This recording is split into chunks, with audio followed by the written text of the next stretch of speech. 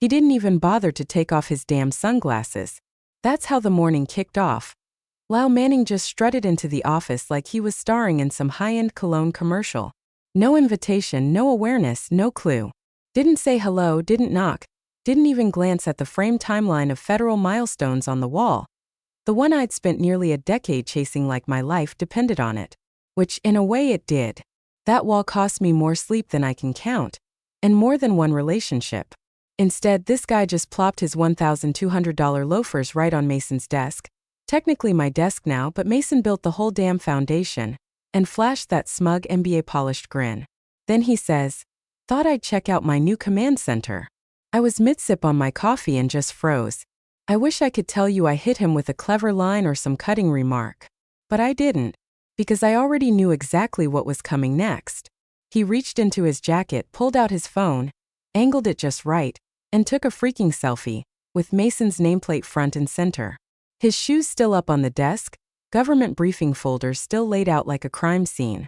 And the caption he typed? That thing burned into my brain for weeks. Finally in charge here. I didn't even get a second to react before the pings started rolling in. First internal comms. Then 2 project managers. Then a contact at the oversight office just sent me a screenshot. No words. Just a skull emoji. My hand started shaking. Not from fear. From rage. The kind of rage you feel when you watch your entire life's work teetering on the edge. All because some overconfident trust fund baby thought he was being authentic for the internet. Mason had warned them. Over and over. No gray area. No, well, technically. Clause 7 in the conditional memo was a nuke, written in plain, blunt English. It was the very first line of every advisory document I'd ever drafted. And this guy, Lyle, born in a boardroom Manning, just lit the fuse right in front of the whole federal compliance world.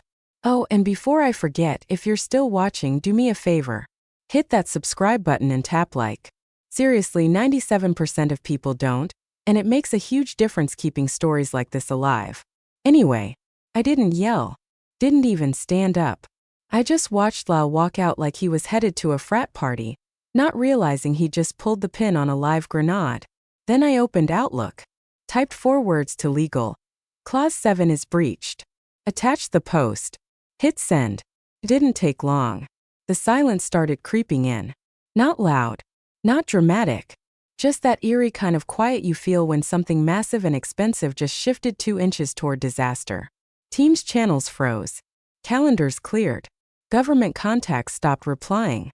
And Mason? He didn't leave his office. But I knew he saw it. That man's got eyes like heat-seeking drones, always scanning, always calculating. But that day he didn't need to lift a finger. The fuse was already burning. And Lyle? He did it all on his own. With a smirk. With a damn filter. Backed by his daddy's blind trust. And somewhere deep in that building the old CEO had to be pacing. Because Mason kept one file, just one, in the bottom left drawer of a locked cabinet. There was a file. Just one. Labeled in plain black letters. If they burn it down. And I had a feeling today was the day we'd find out exactly what was inside. By 9:17 a.m., that selfie had made its way into the inbox of every senior liaison, program director, and compliance officer who mattered. No message. No context. Just that damn image, Lyle Manning, kicked back like a bargain bin Bond villain in Mason's chair, grinning under a caption that felt like it belonged on a senior yearbook page. Finally in charge here. Nobody reacted right away. That's not how federal oversight works.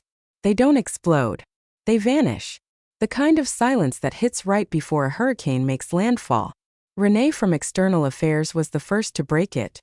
Was this authorized? Then Gary from the tech subcommittee chimed in, all formality gone. You warned them. Jesus Christ. And after that? Nothing. No callbacks from agency liaisons. No activity on the compliance portal. Just total calculated stillness. Cold. Precise. Bureaucratic. I didn't ask Mason what his move was. I didn't have to. He opened a folder that was already flagged. Typed out a 6-word email. Clause 7 has been materially violated. He attached the screenshot, CC General Counsel, and the legal contact for our Memorandum of Understanding, then hit send. People think rage always looks loud. But that morning Mason didn't move, didn't sigh, didn't curse. He just sat there. Back straight, hands still, eyes locked forward. If you didn't know him, you might think he didn't give a damn. But I recognized that look. I'd seen it once before. When a vendor missed a critical filing by 6 minutes and Mason replied with just 6 words, "We'll never use them again." Same exact chill. Same ice in the veins calm. The kind of presence that didn't need to shout. Clause 7 would do the shouting for him. And Clause 7 wasn't your standard legal fine print. It was the backbone of everything. It had been drafted with the Office of Federal Technology Ethics to guarantee full independence from executive influence. No backchannel power plays. No nepotism. No clueless kids playing boss in the command room. And now? It had been tripped live, irreversible, and in full view of at least 4 federal agencies. Legal replied 5 minutes later. Just 2 words. On it. That's when I knew they were in panic mode. Normally, their responses come in paragraphs, citations, caveats, cover your ass clauses. But on it? That's internal code for, we're calling someone who carries a classified batch. By 9:30, the entire leadership floor felt colder. Literally colder. I passed 2 VPs whispering by the elevators. One leaned in and asked, "Is this really serious?" The other didn't even answer. Just pulled out his phone and walked straight toward legal. I slipped back into my office before they had the chance to rope me in. Across the hallway, Mason had already begun assembling the breach packet. I'd only ever seen the corner of it once years ago. It was reserved for one scenario only. When operational independence had been compromised publicly, in a way that pointed to interference. The packet held everything: communications templates, rollback plans, a clean authority flowchart, and something else. A red binder. No one outside of legal and Mason had ever touched it. And me? I wasn't scared. I was tired. Tired because we'd warned them again and again. Lyle had been hovering around the floor for 2 weeks, asking clueless questions, always half reaching for his phone. I told the CEO's assistant. I told HR. Mason flagged it twice in senior meetings. And yet there he was, grinning like a stock image for future leader, feet up on the desk, casually vaporizing $500 million with a 10-word caption. See, damage like this doesn't explode all at once. It spreads. Creeps. Mason's silence? That was just the first ripple. The real hit was still on the way, the kind that doesn't knock. It swallows. And when a federal contract gets tainted by family interference, they don't ask for excuses. They ask for names. The board's response? Exactly what you'd expect. A few eye rolls, some forced chuckles, and smug little smiles from men so rich they only take a problem seriously if it comes with a government seal and a tracking number. One of them actually scoffed, "We're talking about a selfie, not sabotage," while stirring his espresso like he was in some knockoff Italian drama. Another waved it off with a line about kids and their influencer dreams. Someone else even cracked a joke. Should have used a filter. Might have softened the blow. Mason didn't react. Just sat there at the end of the conference table, hands folded, looking drained in a way no amount of sleep could fix. It was the kind of weariness you get from watching powerful people set themselves on fire and then act surprised when it starts to burn. They didn't get it. Not yet. At 3:14 p.m. the call came in. And no, it didn't go to the CEO. Not even legal. It rang directly to Mason's private line, the one only 3 federal liaisons even had access to. And only one of them was cleared to use it for breach protocol.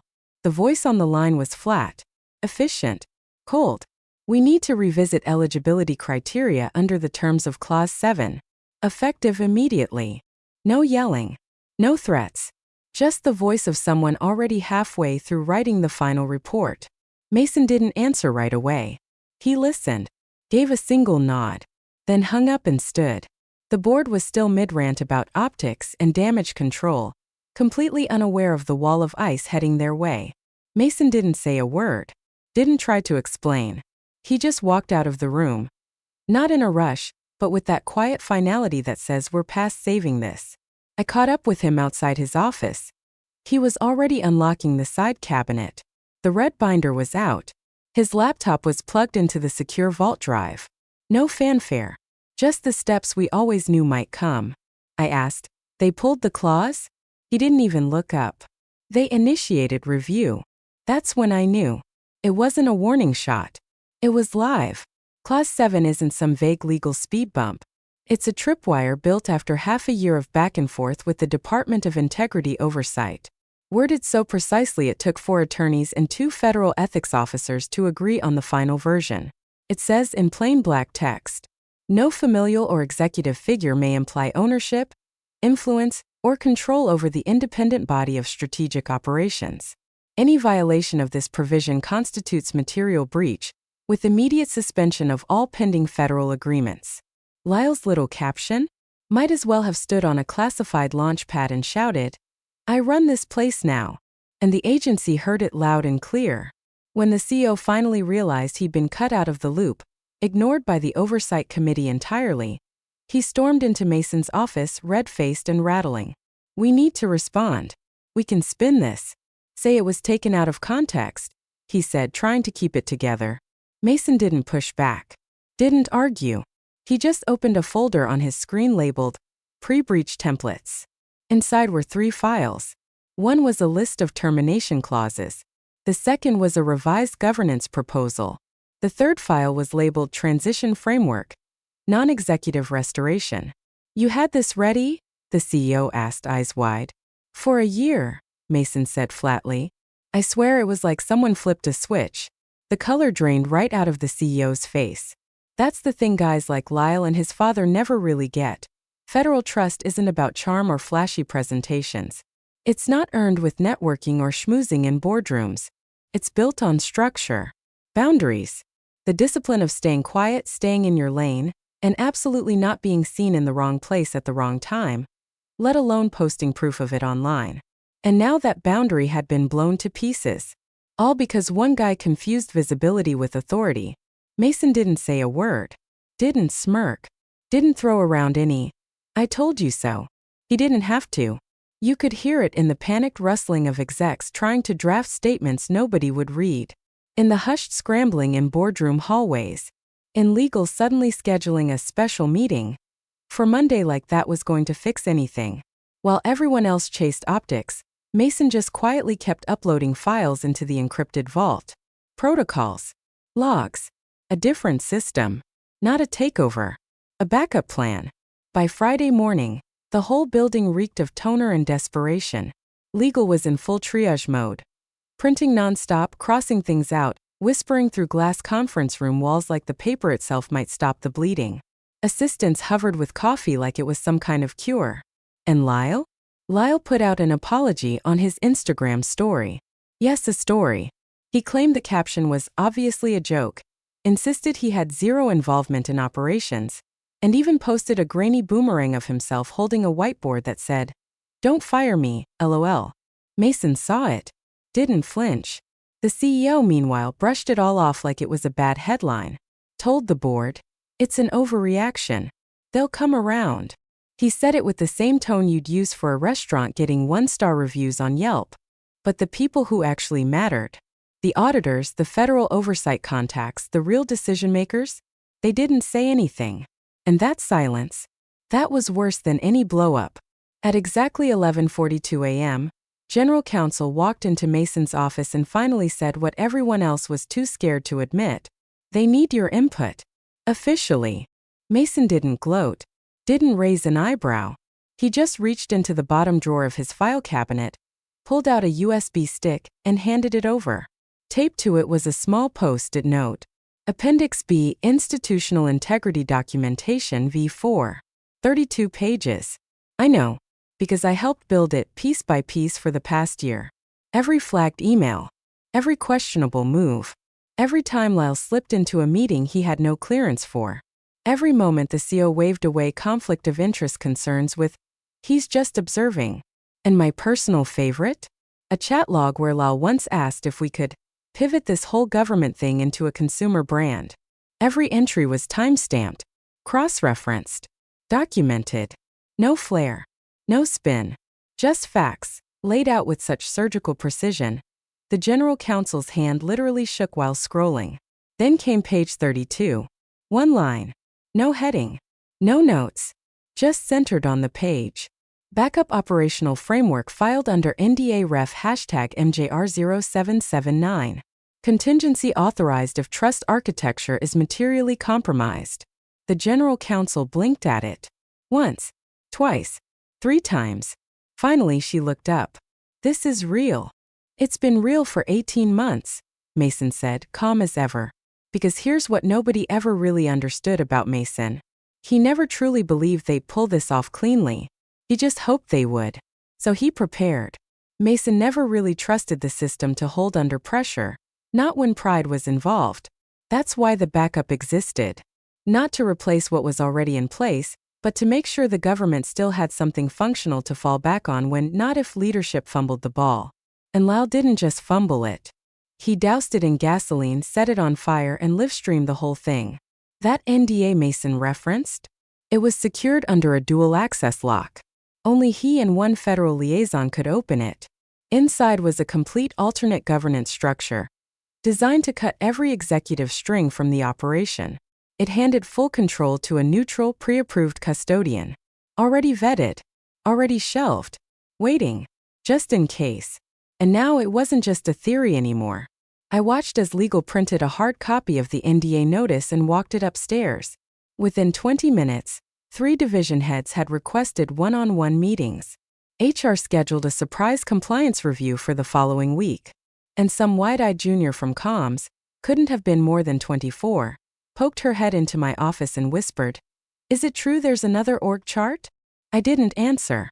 Because nobody in that building seemed to realize Mason hadn't just been guarding the deal itself. He'd been guarding its future, in case the present turned into a dumpster fire.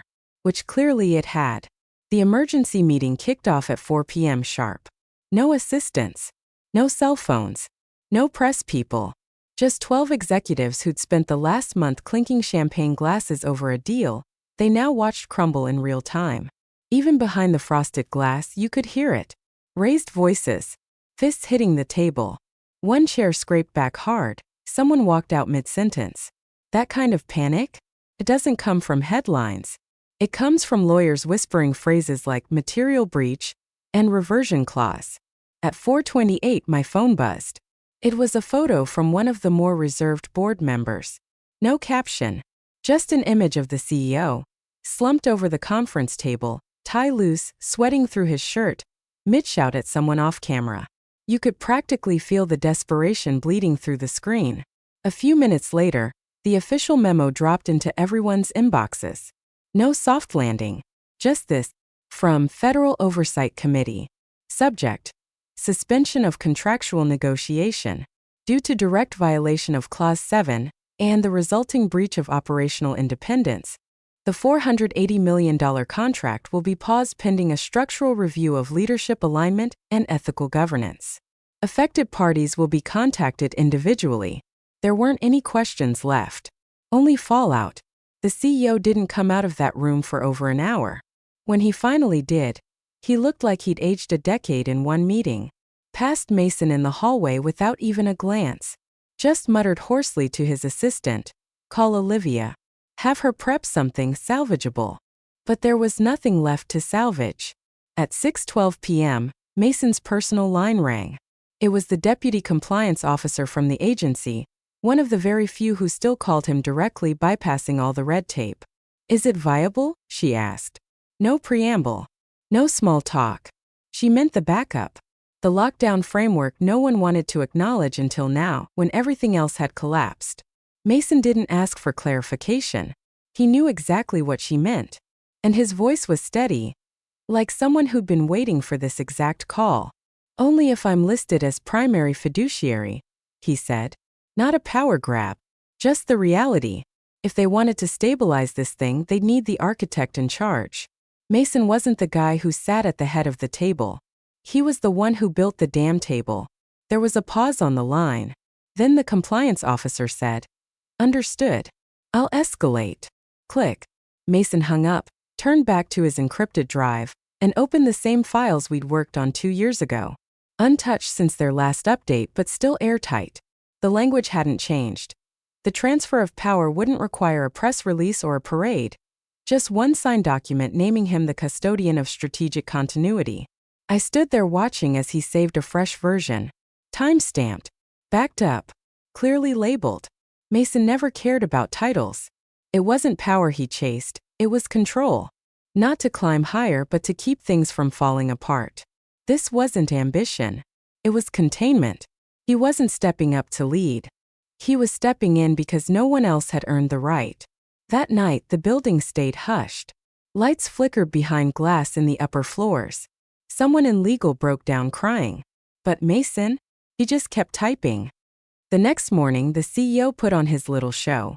I watched from outside the glass conference room as he rehearsed, pacing in circles, straightening his tie, scribbling nonsense onto a yellow legal pad like it held the answer to everything.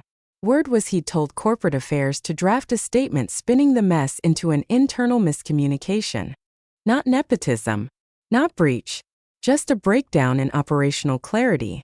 As if Lyle hadn't thrown his feet on Mason's desk. As if 3 federal agencies hadn't screen-recorded the caption before lunch.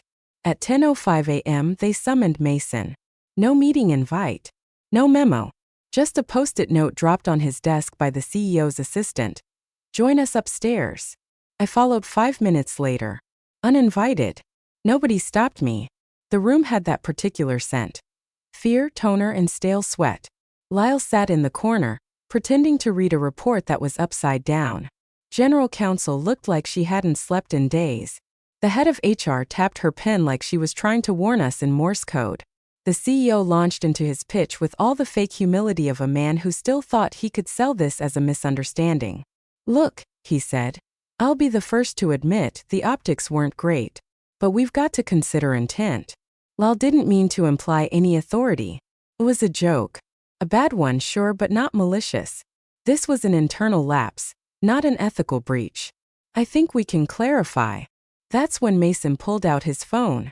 Didn't say a word. Didn't look at Lyle. Just press play. Lyle's voice filled the room, recorded, cheerful and unmistakably smug. A voicemail he'd left on Mason's line 3 days earlier. Yo Mason, hope you're not too rattled. Look, I get it. You've been holding this place together with tape and spreadsheets for years, but it's a new era. I'm the future, man. I mean, come on, you've seen the metrics. Dad trusts me, investors are vibing, and let's be real, I basically own this place now. Might as well get used to it. The message ended. No one moved. The silence that followed was louder than anything Lyle had said. General counsel set her pen down like it weighed 100 pounds. Then, in a voice so flat it could cut steel, she said, "That confirms intent." The CEO tried to speak. Got stuck halfway between wait and but. HR leaned forward, eyes already calculating severance numbers like a human calculator. Lyle went pale. Not flustered, not embarrassed, career-ending pale. The kind of pale you get when your entire future snaps in half. Mason didn't even glance at him. Didn't gloat. Didn't pause. He just locked his phone, stood up and said, "Let me know when the paperwork's ready." Then walked out of the room. No one clapped. There was no dramatic moment. Just the quiet sound of a legacy dissolving one breath at a time. Lyle didn't leave the building that day. He vanished, somewhere in the back offices like a stain being scrubbed out before guests arrive. The CEO made one last weak attempt to save face. Some quiet plea about preserving a path forward for his son. But that voicemail left no room for spin. It wasn't a joke. It wasn't a mistake. It was a statement. And statements come with a price. This was more than a breach. It was a collapse. Not just of trust, but of an illusion. An entire empire undone without a single raised voice. Just one man pressing play. The email hit inboxes just after sunrise. Timestamp: 6:07 a.m. Priority high. Sender: secure federal address. Subject: path to restoration. It read like a gravestone. Clinical. Final. After internal deliberation and cross-agency consultation, the Oversight Committee was extending a single chance to resume contract negotiations, but under one condition: reset the governance structure under neutral leadership, or consider the agreement void. No appeals. No do-overs. Just one brutal line in the sand. The verdict was in: leadership had failed. The only way forward was to erase the fingerprints. The board met at 9 a.m. They showed up in silence, dragging their shame behind designer suits and $1,000 watches. Mason wasn't there. He wasn't invited. He didn't need to be. He'd already done his part. Instead, he sent one document to the board liaison, a single PDF, 5 pages. Title: Operational Realignment Proposal Immediate Deployment. At the top of the org chart, Custodian of Strategic Continuity Mason J. Reiner. No fluff. No executive lingo. Just clean accountability lines, independent oversight, and a timeline that started yesterday. And under that, no mention of Lyle. No advisor. No consultant. No honorary title. Nothing. Lyle was gone. Security cleared his desk by noon. 1 box. 2 half-used notebooks. A pair of headphones. And a framed photo of him and his dad shaking hands in front of the company logo, like it had ever meant something. He didn't come in. Didn't argue. His badge was deactivated while legal finalized his exit NDA. No leaks. No headlines. Just gone. As for the CEO? He spent most of the emergency session clinging to hypotheticals. What if we appoint a co-lead? What if Mason refuses the role? Didn't matter. The answers were already baked in. The board knew it. The agency knew it. Even the CEO's own allies knew it. They were boxed in by a signature that hadn't even been signed yet. By 3 p.m. it was done. The CEO was stepping down effective immediately to pursue personal matters. Mason didn't blink when the statement was read. Didn't react when the press release draft made its rounds or when HR sent out the usual "Thank you for your service" email to staff and partners. He just updated one field in the continuity tracker, then shut his laptop. No celebration. No backpatting. No champagne. Just silence. Because Mason hadn't fought to claim a throne. He'd quietly flipped the game board. All he ever wanted was clarity. The only thing Mason ever really wanted was the freedom to do his job, without watching it corrode under someone else's ego. And now finally that freedom was back. Not because they handed it to him, but because they had nothing left to hold over him. By Monday morning, the glass wall outside the executive suite, where the CEO's name used to be etched in sleek silver, was wiped clean. Just a faint shadow of adhesive remained, like a ghost of authority that no longer mattered. At 7:01 a.m. the announcement dropped. 3 short lines, buried in the third slot of the internal bulletin. Effective immediately, James Manning has stepped down from his role as Chief Executive Officer to focus on personal matters. We thank him for his service and leadership over the past 7 years. No send-off. No catered lunch. Just a quiet deletion. 15 minutes later, Lyle's LinkedIn vanished. Then his Instagram. Then his Twitter. The last thing anyone caught was a now-deleted story where he posted lesson learned over a boomerang of an empty whiskey glass. One of the interns said they spotted him at a bar downtown the night before, trying to explain Clause 7 to a bartender who couldn't have cared less. Didn't matter anymore. At 8:42 a.m., a new memo circulated to agency contacts and senior staff. Mason J. Reiner was now officially named Custodian of Strategic Continuity, effective immediately for the duration of the compliance restructuring phase. No hype. No titles carved into glass. No corner office. Just one thing: authority. The kind that mattered. Not over everything. Just the part that counted. At 11:03 a.m., the federal agency replied with a single-line email. Acknowledged. Governance reset deemed satisfactory. Contract viability to resume pending signature from custodian. Mason didn't flinch. He printed the new contract, read every line like he already knew it by heart, and signed it without blinking. No drama. No speech. I watched him sign with a hand steady as always. Smooth stroke. No hesitation. No second glance. We scanned it. Sent it. 5 minutes later the confirmation came through. The $480 million contract, frozen, gutted, and considered dead just days ago, was active again. This time with Mason's name at the bottom. Later that evening, one final email came in, quietly forwarded by our liaison at the federal office. It wasn't addressed to anyone specific. Just a note tagged onto the end of an internal thread. Clause 7 triggered. Integrity. Preserved. Proceed. No thank you. No applause. Just acknowledgement. Rare. Honest. Enough. Mason didn't say a word. Didn't even shut his laptop. He just stared at the screen for a long moment, those 3 lines washing over him like scripture. I sat across from him, in the dim stillness of a half-empty office, surrounded by sleeping phones and quiet machines. "This what you wanted?" I asked. He didn't smile. He just nodded once. "It's what was needed." And that was enough. The conference room was too bright. The overhead LEDs hummed with that cold, flat corporate light. The glass table gleamed. A tray of untouched pastries sat at the back like props in a play no one wanted to watch. Behind the podium, the flags were positioned with surgical precision. One of the government liaisons cleared his throat. Once, twice, 3 times. Still, no one looked directly at Mason. He wasn't seated at the table. He didn't need to be. He stood near the edge of the room by the glass wall, half lit by the morning sun, watching. It had been 2 months since the breach. Long enough for headlines to fade, for the agency to finish the paperwork, and for the board to quietly pivot without ever saying the words "we failed."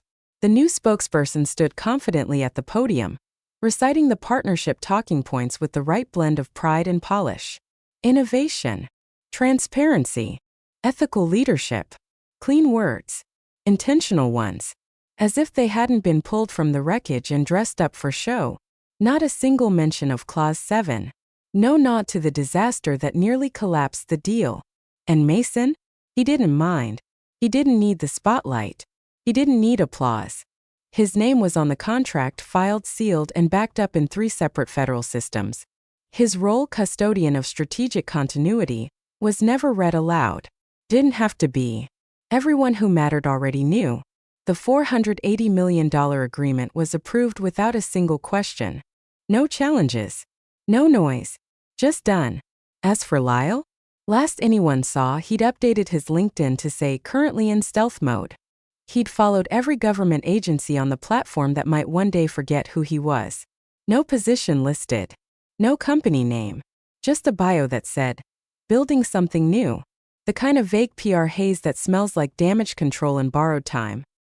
His father, the former CEO, hadn't been spotted in weeks. Rumor had it he'd leased a house in Asheville and was advising startups now. Which, in corporate speak, usually means hiding with dignity. But Mason? Mason still showed up before sunrise. Still brewed the first pot of coffee.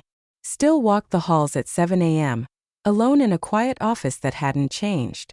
He didn't take over the corner suite. Didn't touch the executive wing. Didn't redecorate. The only thing he changed? The way he signed his name. Sometimes he'd add a subtle line beneath it. A quiet mark. A reminder of what had been rebuilt. When the ceremony wrapped, no one approached him. They knew better. A few nodded from across the room. One director mouthed "thank you," before vanishing into the post-event shuffle. Mason didn't respond. He gathered his notes, slipped them into a worn leather folder, and walked toward the elevator. I caught up just before the doors slid shut. "Feels like it's over," I said. He didn't reply right away. Just stared ahead, still unreadable. Then, just as the elevator doors began to close, he spoke low, almost to himself. "Sometimes the loudest man in the room hands you the detonator. All you have to do is forward the evidence."